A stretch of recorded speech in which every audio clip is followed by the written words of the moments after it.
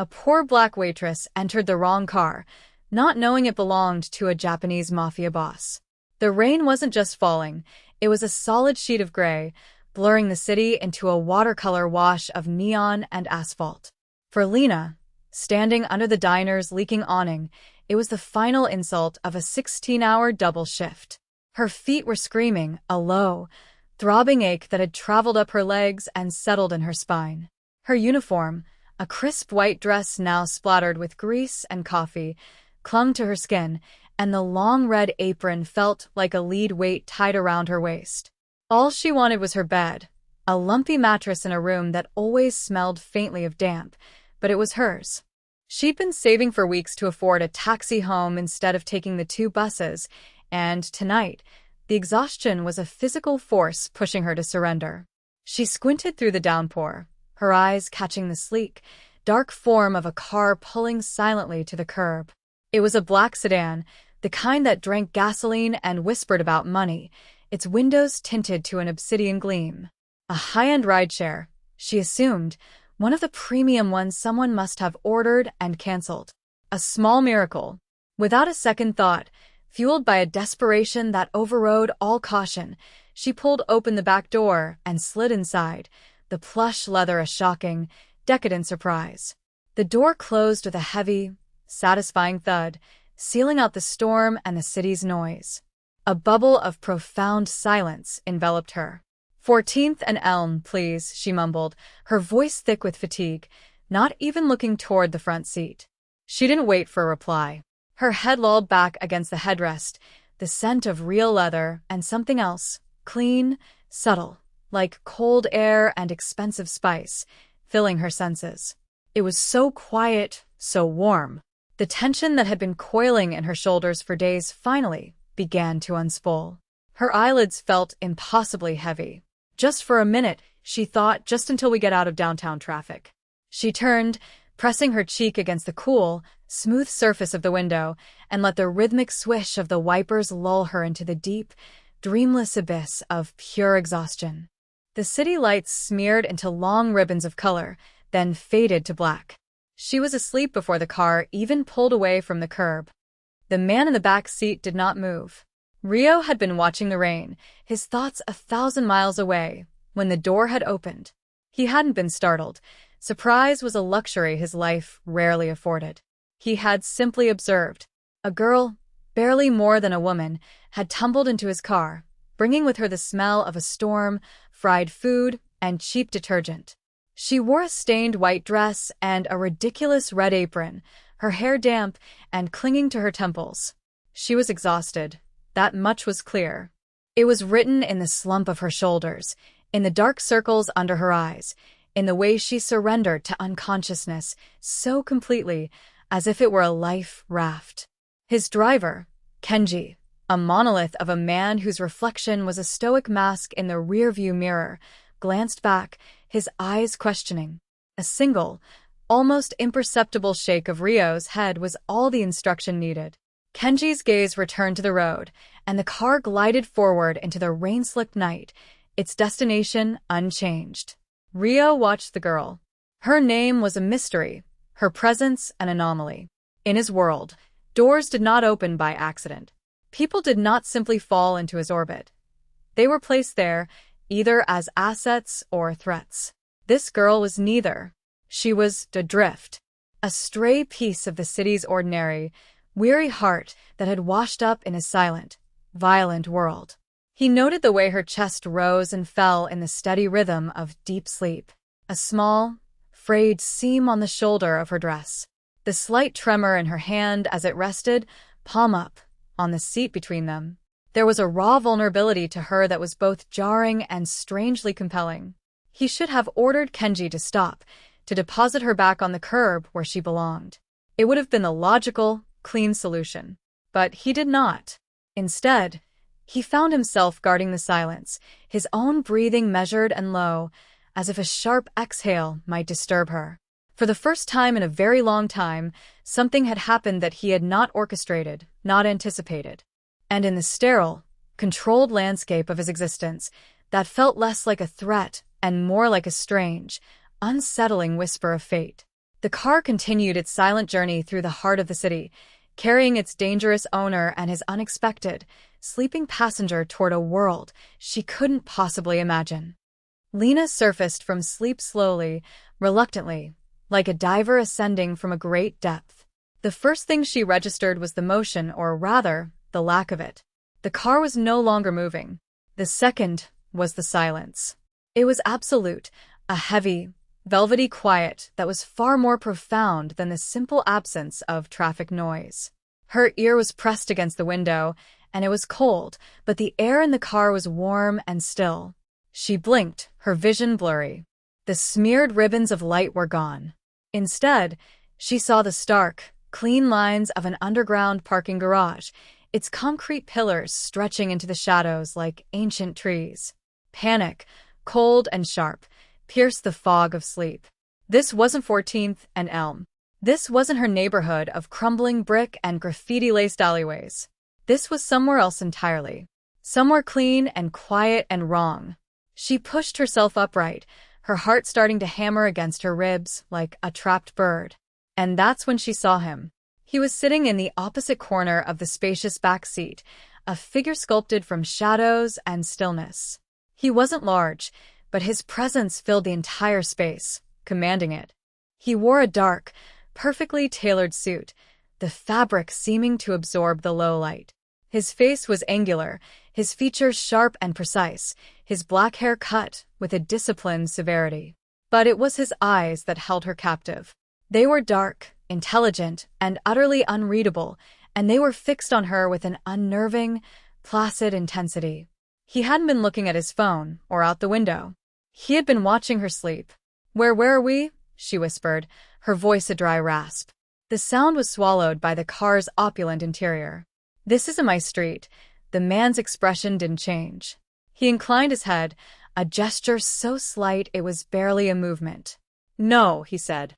His voice was low and smooth, with an accent she couldn't place, each word delivered with a calm, deliberate precision that was more frightening than any shout.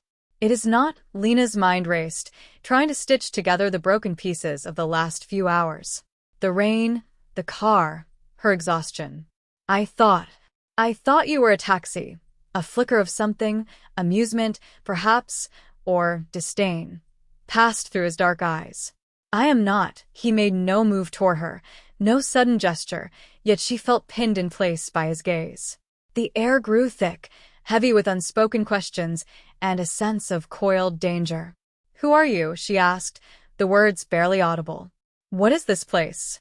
He considered her for a long moment, his stillness a weapon. "You entered my car, miss?" He let the question hang in the air. "Lena," she supplied, her voice trembling slightly. "My name is Lena." "Lena," he repeated, testing the sound of it.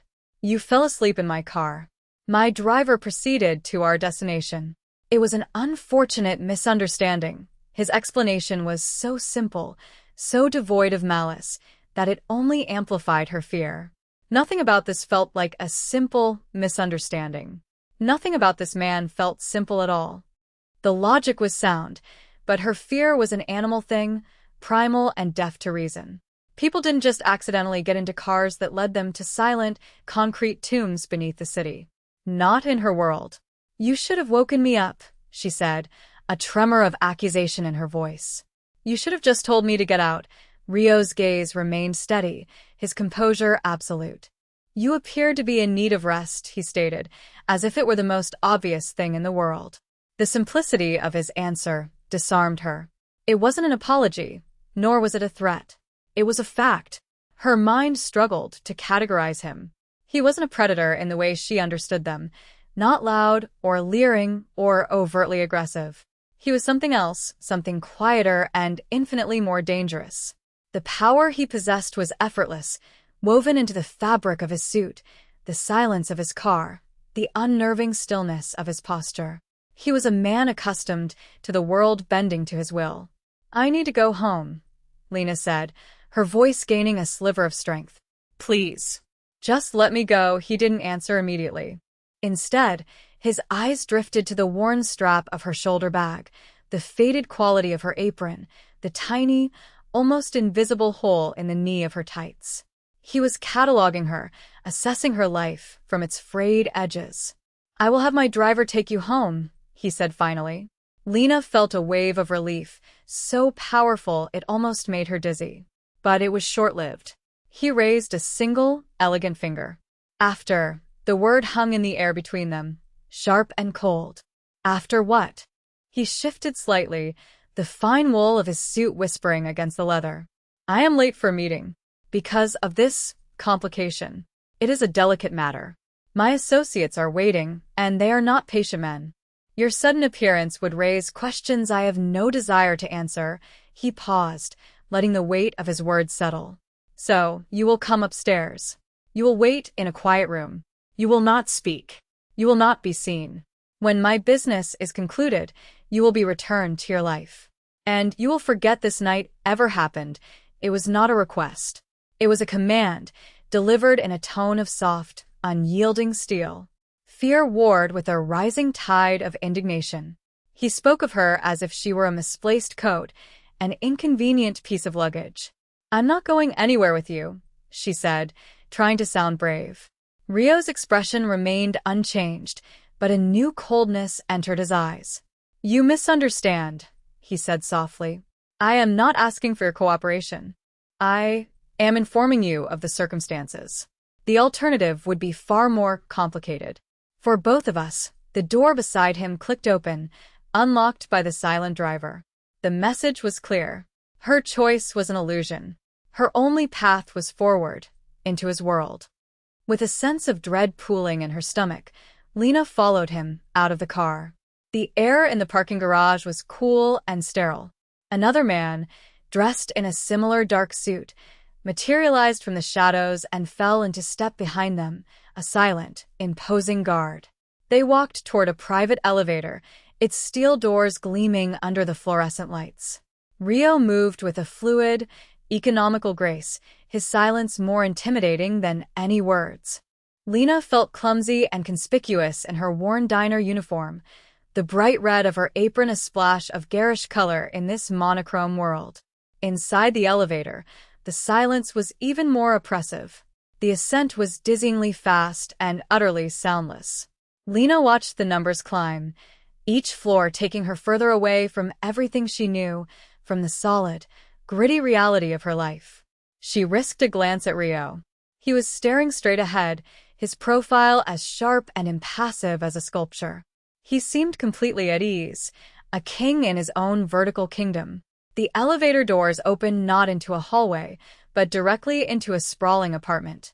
It was less a home and more a gallery, a testament to minimalist wealth.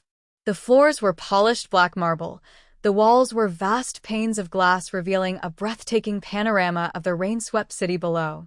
The furniture was sparse, elegant, and looked more like art than anything meant for comfort. There was no clutter, no sign of life, just an intimidating expanse of space, glass and steel. "Wait here," Rio commanded, his voice echoing slightly in the cavernous room. He indicated a small, isolated sitting area with two severe-looking armchairs. He didn't wait for her to acknowledge him. He simply turned and walked toward a closed door at the far end of the room, his two guards flanking him like shadows. He disappeared inside, the door clicking shut behind him, leaving Lena utterly alone in the heart of the lion's den. She stood frozen for a full minute, her senses overwhelmed. The view was terrifyingly beautiful, the city lights glittering like a carpet of fallen stars. She felt like an insect trapped under glass, exposed and fragile. She slowly moved to the chair he had indicated and sat on the very edge, her hands clenched in her lap. The silence of the apartment was different from the silence in the car. It was alive, humming with a low-frequency tension. She could hear the faint, muffled sound of voices from behind the closed door, a low, rhythmic cadence of Japanese, punctuated by a sharper, more aggressive tone. She couldn't understand the words, but the feeling was universal. It was the sound of power, of negotiation, of threat. She was an unwilling audience to a world she was never meant to witness, a ghost in a life that wasn't hers. Lena's fear began to slowly curdle into a strange, detached curiosity. This was Rio's world. This sterile, beautiful cage suspended 1,000 feet above the city. What kind of person lived like this? There were no photographs, no books left open, no half-empty coffee mugs. It was a space designed for impressions, not for living. Every surface was polished, every line was clean.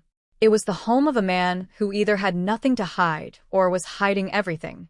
Her gaze fell upon a single object on a low-slung table, a small, exquisitely carved wooden bird, its wings outstretched as if in mid-flight. It was the only thing in the room that felt personal, organic. She wondered if he had carved it, or if it was a gift. The thought was so strangely domestic that it felt absurd. The voices from the other room rose in pitch for a moment, a sharp, guttural exclamation followed by a heavy silence. Lena's breath caught in her throat. She instinctively shrank back into her chair, wishing she could become invisible. What was happening in there? What kind of business required such a clandestine meeting in a penthouse in the middle of the night? Minutes stretched into what felt like an hour. Finally, the door opened. Two older Japanese men in expensive suits emerged, their faces grim and set. They bowed stiffly to Rio, who stood in the doorway, and then they were escorted out by one of the guards. They didn't even glance in Lena's direction. Rio remained in the doorway for a moment, his shoulders losing a fraction of their rigid tension.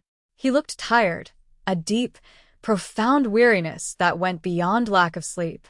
His eyes found her across the vast room, and for the first time, she saw a flicker of something other than cool control. It looked like regret, or perhaps annoyance at her continued presence. He walked toward her, his footsteps silent on the marble floor. He stopped not in front of her, but at the massive window, his back to her as he stared out at the city. "The complication has been resolved," he said, his voice flat. He turned, his gaze sweeping over her, taking in her frightened posture, her white-knuckled grip on her purse. He seemed to notice, really notice, her for the first time since they'd arrived. A faint frown creased his brow. "You need water," he stated, and without waiting for a reply, he strode toward a sleek, hidden panel in the wall, which slid open to reveal a minimalist kitchen. He retrieved a bottle of water and a glass, his movements efficient and precise. He brought it to her, setting it on the table beside the wooden bird.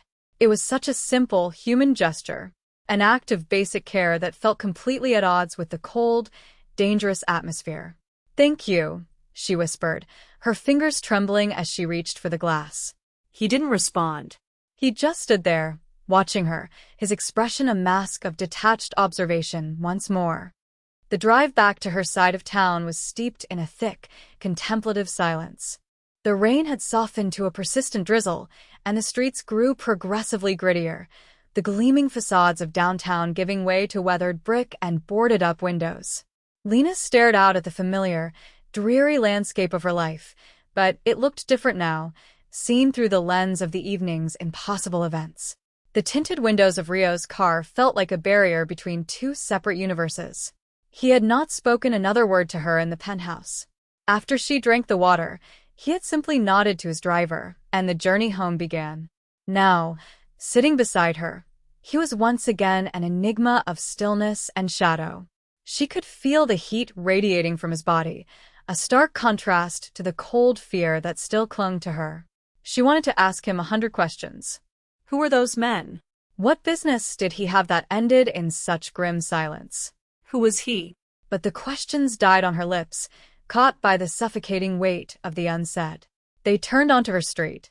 It looked even more pathetic than usual from the plush leather interior of the luxury sedan.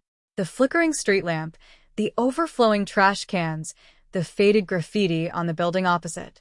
The car slid to a halt in front of her apartment building, its engine a barely audible hum. "This is it," she said, her voice small. Rio's gaze followed hers, taking in the cracked steps and the grimy front door with its broken lock. His expression was impossible to read, but she sensed a shift in the atmosphere, a subtle tightening. He was seeing her world now, just as she had seen his. It was a place of vulnerability, of decay, a place where locks were broken and safety was a fragile concept. "Thank you for bringing me home," she managed, reaching for the door handle. "Wait," he said. The single word stopped her cold. He wasn't looking at her. He was still staring at the entrance to her building, his eyes narrowed in thought. "Kenji," he said, his voice low. "Walk her to her door. Ensure it locks." The driver nodded once in the rearview mirror. Lena was stunned. It was a gesture of what? Protection? Control? She couldn't be sure. She got out of the car. The damp night air a shock after the climate-controlled interior. The silent giant, Kenji, was already on the pavement, waiting. She scurried up the steps, acutely aware of the two men watching from the silent, dark car. She fumbled with her keys at her apartment door, her hands still shaking. Once inside, she leaned against the door, her heart pounding. She heard Kenji's heavy footsteps retreat. A moment later, the quiet purr of the engine faded, and he was gone. She was safe. But as she looked around her tiny, cramped apartment, she knew, with a sinking certainty, that her simple, ordinary world had been fractured forever. 2 days passed in a haze of normalcy that felt utterly fake. Lena went to work, slung hash browns and coffee, and smiled at customers until her face ached. She tried to convince herself that the night in the penthouse was a bizarre, exhaustion-fueled dream. But the memory of it was too vivid, too sharp. The scent of his cologne, the profound silence of his car, the chilling beauty of the view from his window, it was all seared into her mind. She found herself looking over her shoulder on her way home, scanning the street for a sleek black sedan that never appeared. On the third day, a courier delivered a flat, expensive-looking box to the diner, addressed to her. Her boss, a gruff but kind man named Sal, looked at it with suspicion. "You got a secret admirer, Lena?" he grumbled. Her hands trembled as she took the box to the break room.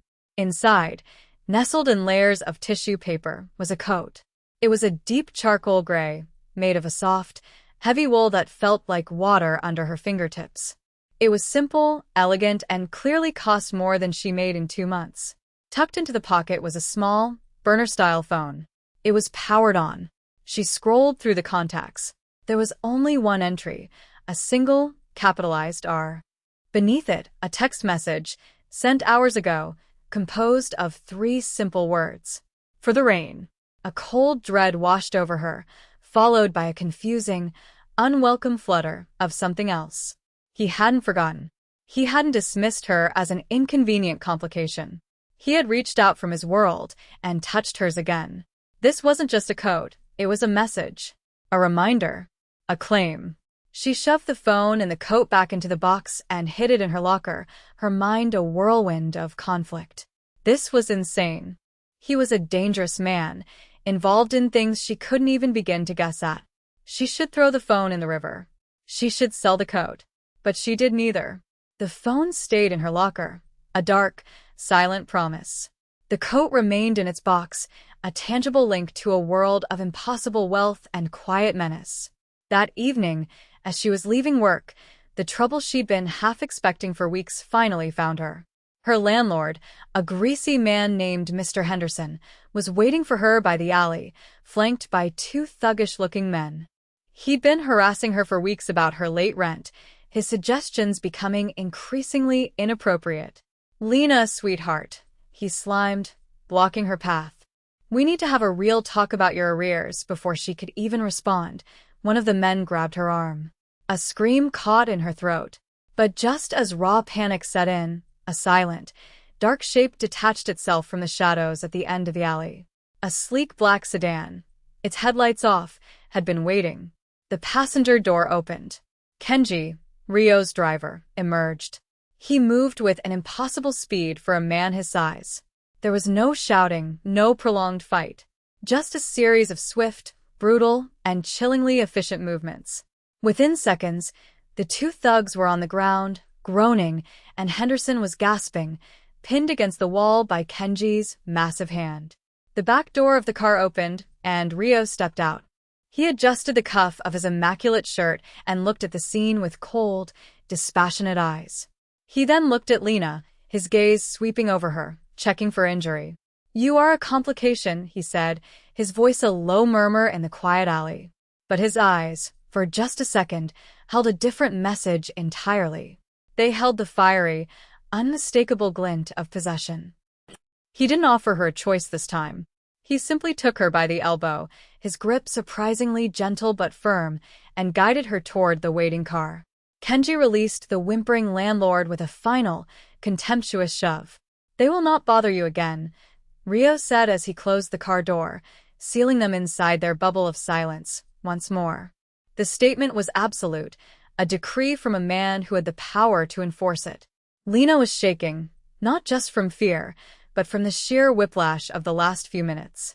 One moment, she was facing the sordid, mundane threat of her landlord. The next, she was being rescued by a figure from a dark, violent fairy tale. The car moved through the city, but this time, it didn't head toward the gleaming towers of downtown. It wound its way up into the hills overlooking the metropolis, to a more traditional house hidden behind a high stone wall and a canopy of ancient trees. It was a fortress, but one made of wood and paper screens rather than glass and steel. Inside, the atmosphere was completely different from the penthouse. It was warm, with a scent of cedar and old books. This felt like a home. A quiet, lonely home, but a home nonetheless. He led her to a small, serene room with a low table and cushions on the tatami mat floor. He left and returned a moment later with a small, ornate first aid kit. "You're scraped," he said, gesturing to her arm where the thug had grabbed her. She looked down and saw a raw, red mark on her skin. She hadn't even felt it. He knelt before her, a startling act of humility from a man who radiated such authority. He opened the kit and began to clean the abrasion with a quiet, focused intensity. His touch was clinical, yet incredibly gentle. His fingers brushed against her skin, sending a jolt through her that had nothing to do with pain. She was close enough to see the fine lines around his eyes, the almost imperceptible scar that traced the edge of his jaw. "Who are you, Rio?" she asked, her voice barely a whisper. He paused in his work, dabbing a soothing balm onto her arm. He didn't look up. "I am a man who inherited a world I did not choose," he said, his voice low and devoid of self-pity. "My family has business interests. We deal in loyalty, in honor, and in consequence. We maintain a certain order." He was choosing his words carefully, painting a picture in shades of gray. He wasn't telling her he was a criminal. He was telling her he was a king, and his kingdom had its own set of laws. "Those men," she started. "They were breaking the order," he finished for her, finally meeting her gaze. His eyes were dark and serious. "They were a problem. I solved it." The simplicity was terrifying. He solved problems. Men who threatened her were problems. He had her watched. He had known she was in trouble. He had been there, waiting in the shadows, to solve it. The realization was both terrifying and strangely, deeply comforting. She was under the protection of a very dangerous man. He finished bandaging her arm, his movements precise and economical. The silence that fell between them was no longer empty. It was filled with the weight of his partial confession. He had given her a glimpse behind the curtain, a look into the shadows where he lived. He sat back on his heels, never taking his eyes off her face. "That night," he began, his voice softer now, more intimate. "In the car. I should have made Kenji stop. I should have sent you away." "Why didn't you?" she asked, the question she'd been holding on to for days. He looked away, his gaze drifting toward a shoji screen that showed the silhouettes of rain-drenched bamboo. "You were sleeping," he said, the words coming out slowly, as if they were difficult for him. "Your face was pressed against the glass. And you looked peaceful." He let out a quiet, humorless breath. "I have not seen genuine peace on a person's face in a long time. My world is not a peaceful one. For a moment I wanted to observe it. To be near it. It was the most vulnerable, most honest thing he had said. He wasn't a monster. He was a man starved of something he couldn't have, something she possessed without even realizing it. An ordinary life, the ability to surrender to simple, uncomplicated exhaustion. He saw her not as a complication, but as a relic from a world he had lost, or perhaps never even had. He stood up and walked to the window, creating a distance between them again, as if the confession had cost him too much. "I have created a dangerous situation for you, Lena," he said, his back to her. "By involving myself, I have marked you. My enemies are not like your landlord. They are far more permanent in their solutions. He turned to face her, his expression grim. So, I will give you a choice. The one I should have given you from the beginning. He walked to a heavy wooden desk and unlocked a drawer. He pulled out a thick envelope and a passport. In this envelope is enough money for you to disappear. To start a new life, anywhere in the world you choose. A new name, a new identity. You can walk out of this house, and you will never see me or any of my people again. You can have your peace back. He placed the items on the table between them. That is one path. And the other? She asked, her heart a leaden weight in her chest. His eyes locked with hers, and the raw, unvarnished truth of her situation was laid bare. The other path is that you stay, he said, his voice dropping to a low, intense murmur. If you stay, you are with me. You will be protected. You will have everything you could ever want. But you will be in my world. You will see things you should not see. And you will never be truly safe again. There will be no going back. The choice was stark. A lonely, purchased freedom, or a beautiful, dangerous cage. He was offering her an escape, but he was also, in his own guarded way, asking her to stay. He was asking her to choose him. Lena looked from the passport, a symbol of a life she could run to the man standing before her, a symbol of a life of impossible risk and intoxicating connection. She thought of her tiny apartment, her screaming feet, the constant, grinding worry about money. It was a life, yes, but it was a lonely one. She had felt more seen, more truly alive, in the past few days with this dangerous, quiet man than she had in years. She stood up, her legs feeling surprisingly steady. She walked past the table, past the offer of a safe and empty future. She stopped directly in front of him, so close she could see the reflection of the room's soft light in his dark eyes. She didn't say a word. Instead, she slowly raised her hand and gently, deliberately, placed her palm against his chest, right over his heart. She felt it beat, a strong, steady rhythm beneath her fingertips. It was her answer, a silent confession to match his own. A choice made not in words, but in a simple, world-altering touch. The cage was beautiful, and for the first time in her life, she didn't want to be free. She wanted to be his.